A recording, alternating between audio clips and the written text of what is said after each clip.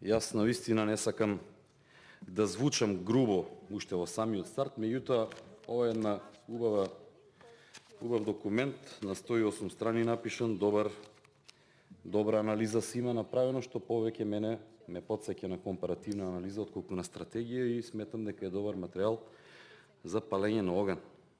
Затоа што во нашава држава, колку и ние да правиме стратегии, не сакам да ме сватите погрешно, ние правиме стратегии години наназад, не само за спречување на корупцијата, ова е добар чекор, пак ќе кажам, меѓутоа понатаму остануваат другите делови да се имплементираат. Правиме стратегија за, еве гледам тука колегата Латиф е каде што правиме стратегии нели за помош на ромите и така натаму не се имплементира. Правиме стратегии за образование, ништо не се спроведува тоа. Правиме секакви стратегии, постојано имаме една неконзистентност, имаме менување и на законите, и на правилниците, и на сите подзаконски акти во согласност со барањата на неколкумина кои што раководат со нашата држава и затоа ние не можеме ништо да постигнеме позитивно, нешто што би траело 10-15 години и ќе имаме една стратегија која што додуше ова е за 4 години како што видов, да, за 5. Каде што би ги добиле на крајот очекуваните резултати покрај сите анализи што се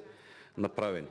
Ова што мене ми падна во очи е ова стратегија треба да се напише на почетокот кој и каде се зголемени надлежностите на ДКСК и затоа што во многу случаи досега гледаме дека ДКСК или ќе се прогласи за ненадлежна во однос на овие сите коруптивни действија кои што се случувале низ годините, или пак ќе се изрече некоја казна која што понатаму нема дополнителни облигациони односи спрема оној на кој што му е изречена, или у превод еве не знам баш пред 2-3 дена видов дека некој директор од Битола или не знам од каде бил во некој училиште, си ја вработил сопругата во истото училиште, му е изречена казна од 250 евра, човекот си ја платил казната и сопругата останува внатре.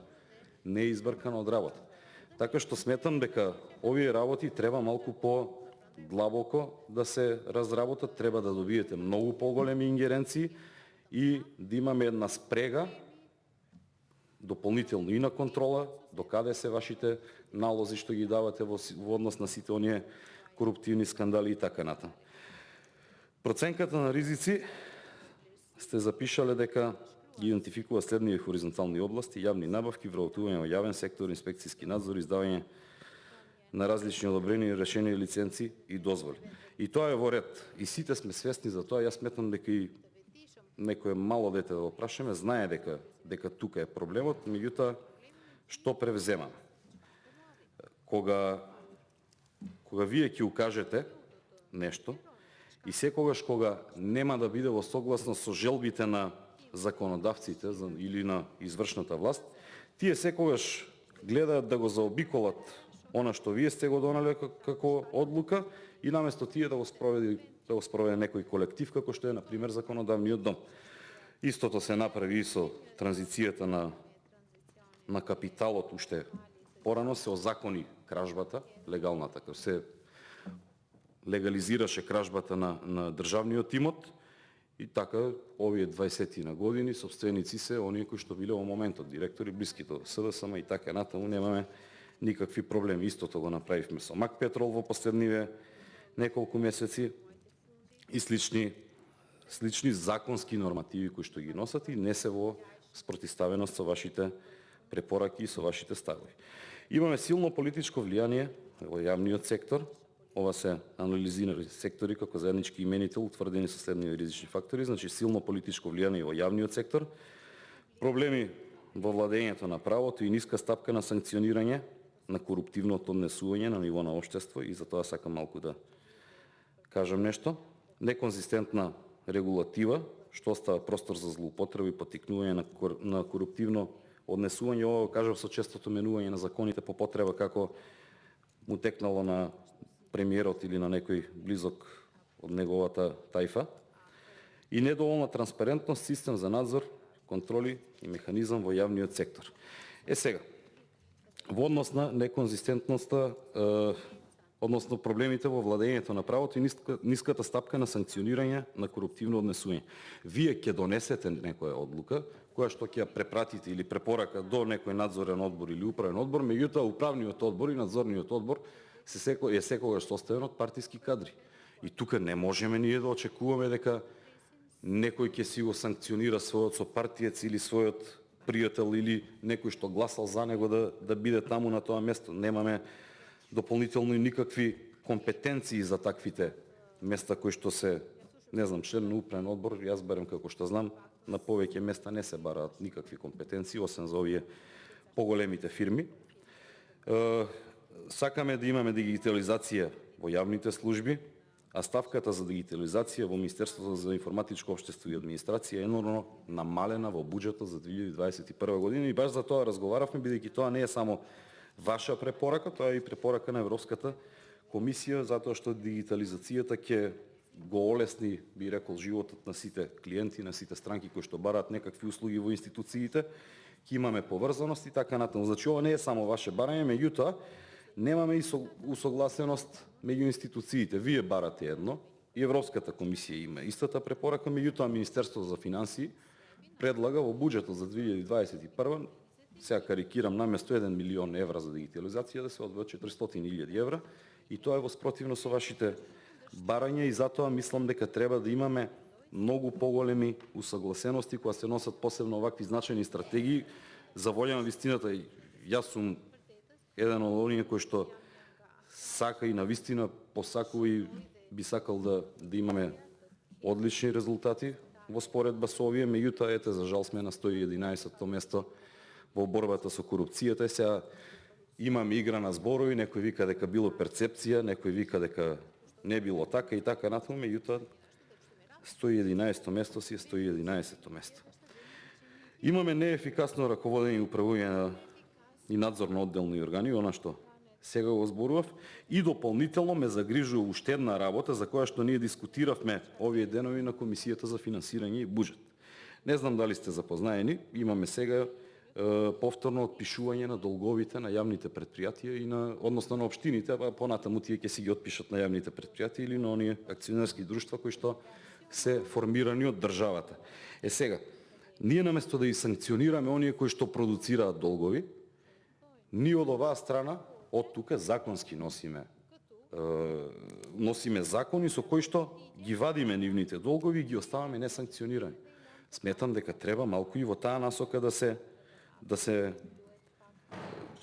завземеме сите, да донесеме еден став, затоа што нормално и логично е дека локалните единици немаат доволно средства, немаат доволно пари, така е поставена локалната самоуправа, така е поставена политиката на единиците за локална самоуправа и тие продуцираат постојано. Пред 2 години имаше отпис на долгови во висина од 40-50 милиони евра и сега имаме пак нови долгови.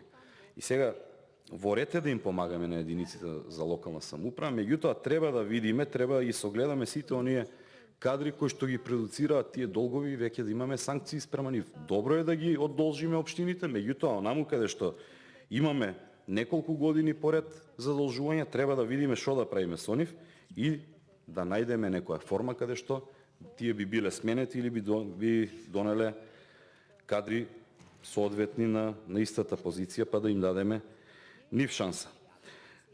Самите кажавте дека имаме злоупотреба на агенциите за привремени вработувања. Во буџетот имаме и јадници привремени вработувања и милионски суми кои што се предвидени за плати и надоместоци на оние истите во различни министерства.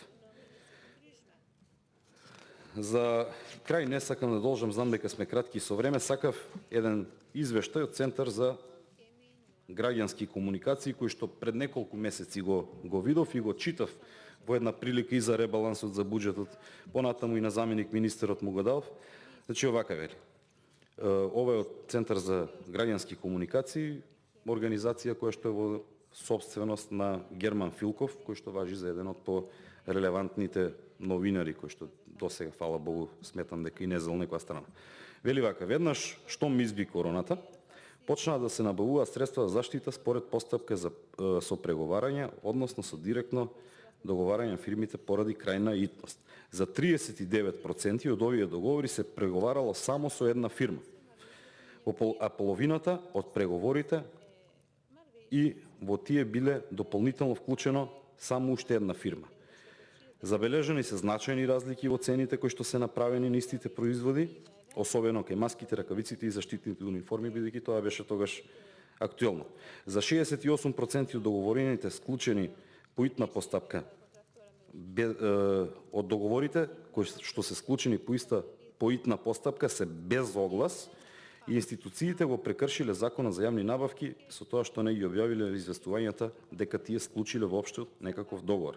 Само 5,2% од договорените склучени по итна постапка со преговарање институциите го објавиле законско задолжителното известување. Сега вели овака, уште една работа.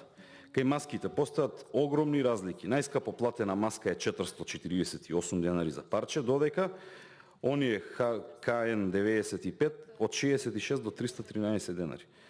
Кај ракавиците 1,8 денари до 9,3 денари за ракавица, кај скафандерите од 177 денари до 1788 денари. Значи имаме тука 10-кратни разлики. И сега не е проблемот дека тоа законот ниф им го дозволува, навистина им го дозволува со Законот за јавни набавки. Проблемот е до кога ќе одиме вака. Значи, сметам дека во оваа стратегија прво што треба да се направи, вие да си ги зголемите самите ингеренциите, за да имаме едно општество каде што ќе имаме спрега и каде што ќе имаме контрола на сето она што се случува.